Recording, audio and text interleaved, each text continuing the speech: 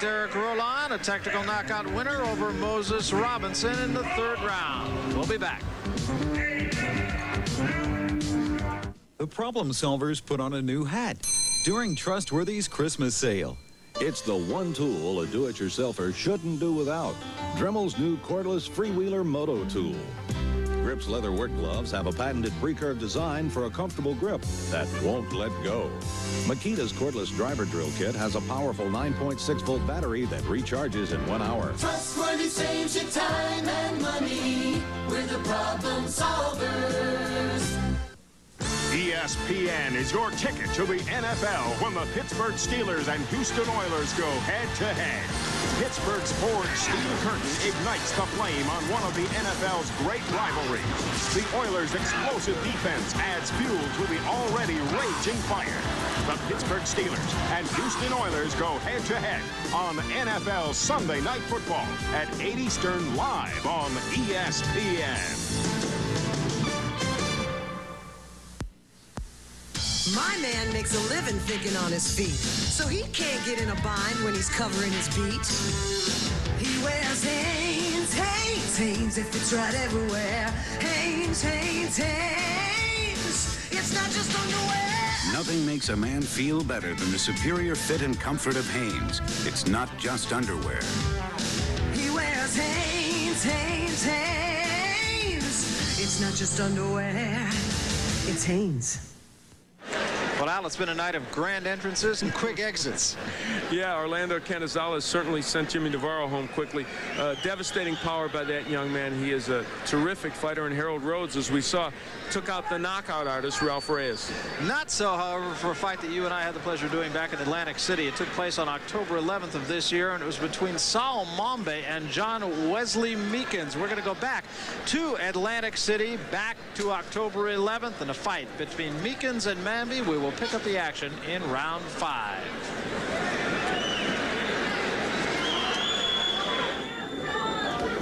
John Meekins with this right hand right at the end of the 4th round shook Saul Mambe, followed up with another good left hook and had him hurt for the first time in the bout. Yes, he did. It was a good finish to that round. Just the last 5 seconds, actually, by Meekins.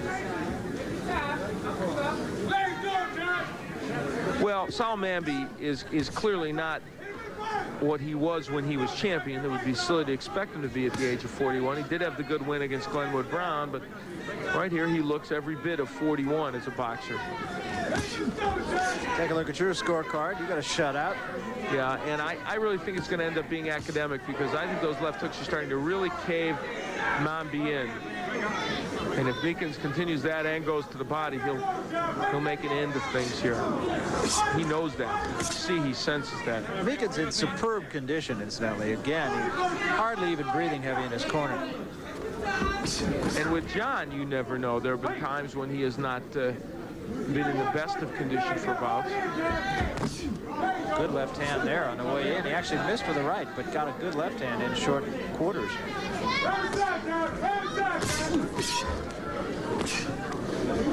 Meekins is quick. He's quicker with his punches tonight than I've seen him in a while.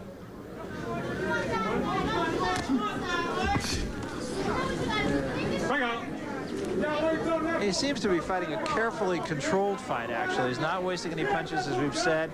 It looks like he's got an awful lot left. That was a big left hand right there, too.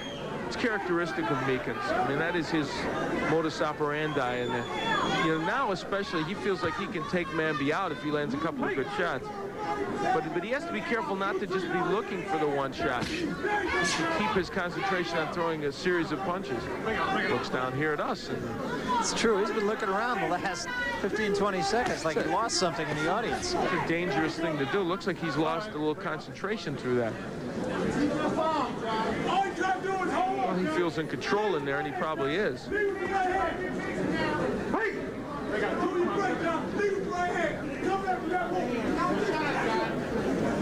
Mambe just took a big gulp of air. I think the tank is running a little dry on Saul Mambe. He's taking some big shots in this bout, and as we've acknowledged, John Meekins is a very good puncher.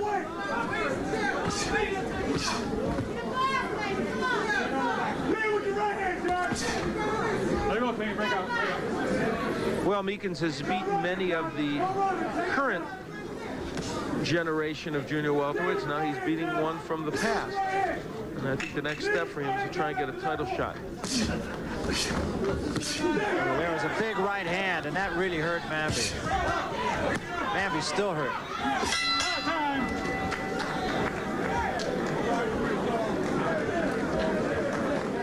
That was a great shot there toward the end of the round. Meekins has been finishing almost every round solidly. We're in the corner of Sal Mamby. You stay cool, throw your punches right under the chin. Understand? I want you to come under and close with some punches. All right? I don't want you. You gotta meet him with a right hand. You gotta meet him with a right hand as he's coming into you. Drop that shoulder on him. You understand? Just stand on that right foot and let it go. All right, give me the Vaseline. All right? Now give me that. Now the face of Sal Mamby, not a pleasant sight for him so far. This is what he's been seeing, the right uppercut on the inside by Meekins, and then this right hand that really stunned Mamby. And for Sal, at this point, he's in a pretty desperate situation. And you got a guy who is not particularly a knockout puncher in a situation that he has to get a knockout against the guy who is. Good uppercut right there by Meekins. This falls into the category of complete long shot.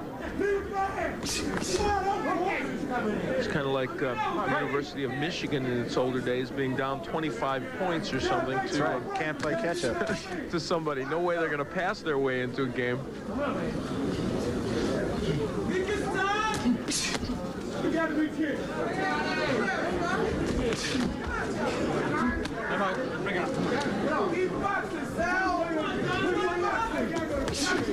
Combination again, two good left hands set up by a good right. That really stunned Sal Mamby. He is getting hurt with these shots. And that's going to help Mamby a little bit. He was still puffing. 3 good shots that time by Meekins. Well, the power of Meekins has never been in question. He can hit. There's no question about that.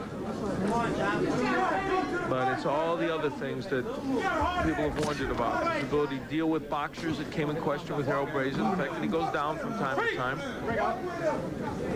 But he has the ultimate puncher's chance against anybody. Without looking too far ahead from this fight, the gentleman who's going to be fighting on the undercard of that Leonard Rolon fight, Roger Mayweather, he's taking on Vinny Pazienza. If he would win that fight, I think it would be a fascinating matchup with Meekins. I do too, and I'd give Meekins an honest chance. Oh, you'd have a very good chance. Roger has that terrific right hand, and he might get to Meekins, but would Meekins get to him first? It's a very exciting bout. And his conqueror, Harold Brazier, fought Mayweather to a very close decision loss.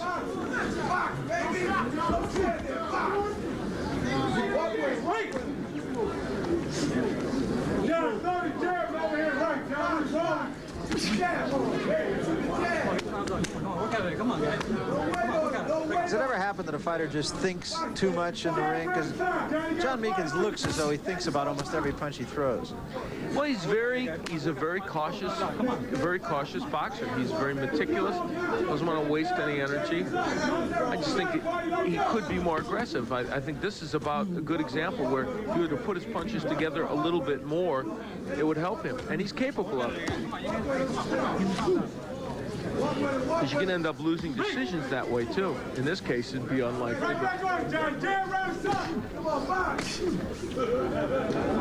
He's loading up. John Meekins is loading up with punches now, and the big ones are landing. But I think he would get Mamby out of there quicker if he would just jab his way in and throw combinations. And coming down toward the end of round number 6 now, inside of 5 seconds, on a fight that literally has been owned by John Wesley Meekins against ageless Sal Mamby. Very Gary Tompkins, Tex Burdenstein. We're here in San Antonio, where we have watched Orlando Canizales win a one-round knockout over Jimmy Navarro, and that's why you are watching the fight that you are. That took place back in October. John Wesley Meekins and Sal Mamby, and Meekins is a guy that we're going to see a lot more of, too. Well, he needed to win over Sal Mamby, the veteran, to secure a shot against Meldrick Taylor for the junior welterweight championship. But as people are seeing, John Meekins performing well in that match against the crafty old veteran. And Canizales, of course, here has beaten Navarro, and so that means, of course, that we're going to see a lot of Canizales. We're going to see a lot of Meekins. Two bright hopes, I think, in boxing. Well, John Meekins hoping to get that title that Orlando Canizales already has. And for Orlando Canizales, as we saw tonight, he is a real force in his division. And, of course, he's got a date upcoming with Frankie Duarte. So it'll be interesting to see how well he does against an old veteran, as we see Meekins in tonight in this replay of his fight with Sal Mamby. Yeah, and he had to struggle just a little bit in that fight. It wasn't exactly a gimme fight for him. Mamby, in fact, stepped in as a last-minute replacement in that fight, and Meekins really did a pretty good job just to kind of poke his nose in front, if you will, just to use a horse racing term, and win that fight. He ultimately did go on and win the fight, and we're going to take you back to that.